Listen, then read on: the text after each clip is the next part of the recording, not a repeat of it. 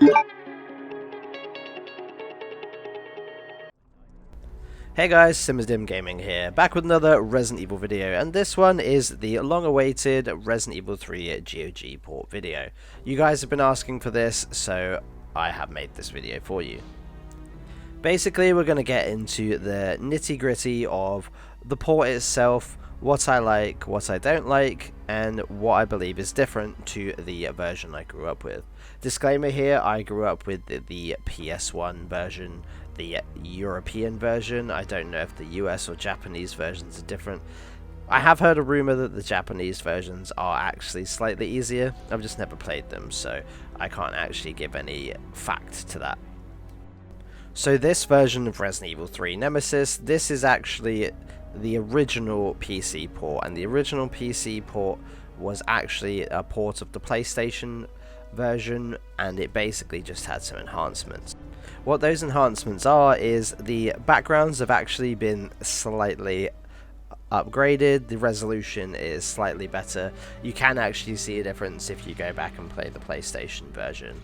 Also as well, the fact that you can select costumes from the start menu when you go and load into the game. This is something I'll touch on a bit later, as it's something I think is kind of good, but I also don't like, coming from playing the original PlayStation version.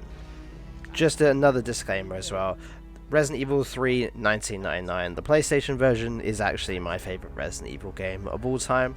I just love it. So let's start with what I like. The game is a very faithful version of Resident Evil 3. It basically, like I said earlier, is the PlayStation version.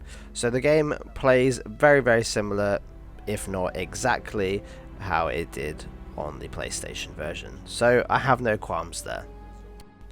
It looks nicer. You can definitely tell that the textures are slightly updated.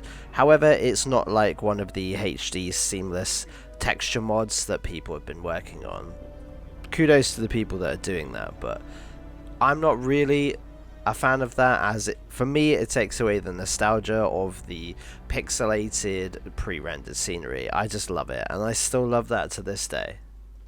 One of the things I do like is the fact that Mercenaries mode is actually available straight away. Normally you have to complete the game. Obviously that's not a big issue, but it is nice if you just want to load this up and you haven't actually played through the story yet, but you want to play Mercenaries. There's no differences with the Mercenaries mode. The Mercenaries mode is still the same in all of its glory. Just a disclaimer here as well, I think Resident Evil 3 Mercenaries is the best Resident Evil minigame still to this day. It is miles better than all of the others.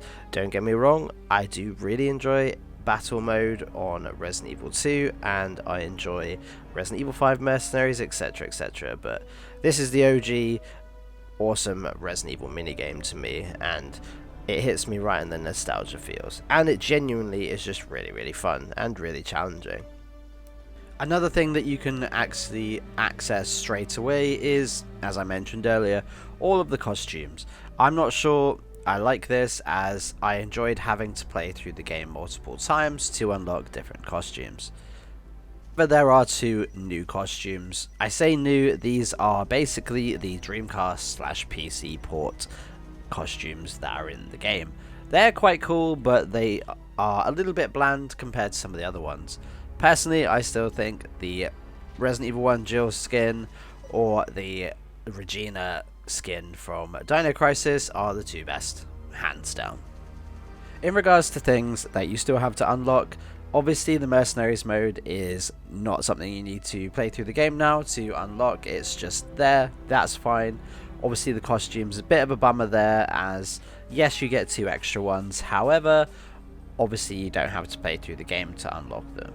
That's a little bit annoying in my opinion, because that's just the way I've always been used to doing it. Also as well, the way the Mercenaries mode works, you play through it and earn money, and then you can unlock an infinite ammo rocket launcher, assault rifle and minigun, and then unlimited ammo for every gun in the game. That still applies, and it's still done the exact same way.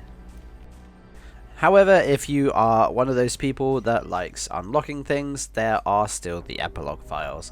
Basically, what the epilogue files are, each time you complete the game, you unlock a new epilogue file. The first one is Jill, and it explains a little bit of her backstory after Resident Evil 3, and then it moves on to the different characters such as Chris, Leon, Barry, Ada, and Hunk.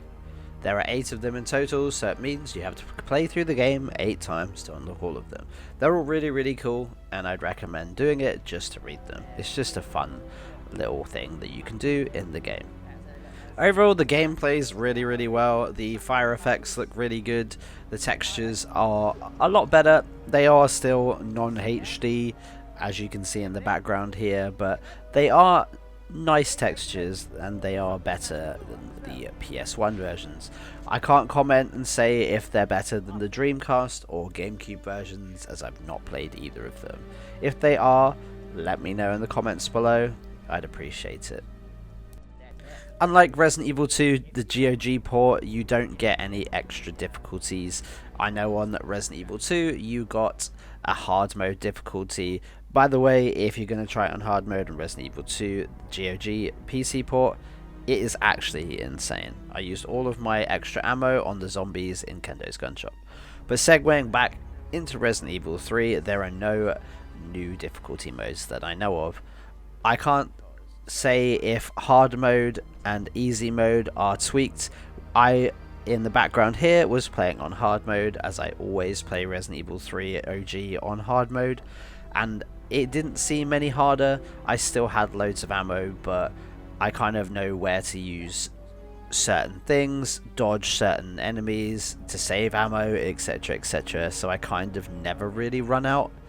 However, I'm not sure if easy mode is easier or the difficulty is ramped up a little bit. That I can't tell you. One other thing as well, Nemesis pathing is exactly the same as it is in the PlayStation port. What that means basically, if you're playing hard mode and you want to farm Nemesis for all of his drops, you can basically get him on all of the normal PlayStation exploit spots. As you can see in the background, I'm trying to get him on one of the exploit spots, and if you watch, it does still work. Basically on this one, you climb up here, and then you have to get him to walk instead of run, and then he can't actually hit you, and he just walks straight forward towards you instead of coming round. So they still work, and all of the other exploit spots still work too. It's a little bit cheesy, but if you want to learn them, and then if you want to farm Nemesis for the points and you aren't very good at doing the dodging, this is probably the way to do it. So they do work. All in all, if you're looking to play Resident Evil 3 on the PC and you don't want to use an emulator, this is the ultimate port. I can't recommend this enough. The control scheme works really well, and you can actually set multiple different controllers. I would recommend obviously using a PlayStation style controller, as genuinely it would be a bit awkward setting up an Xbox controller. But yeah guys, overall I would say the GOG port is a really good port. It's a safe port. They haven't changed anything or anything like that. The port itself is great. Let me know what you guys think of this video, and let me know what you guys think of the GOG Resident Evil 3 PC port. This is Simmons Dim Gaming, and I'll see you in the next one.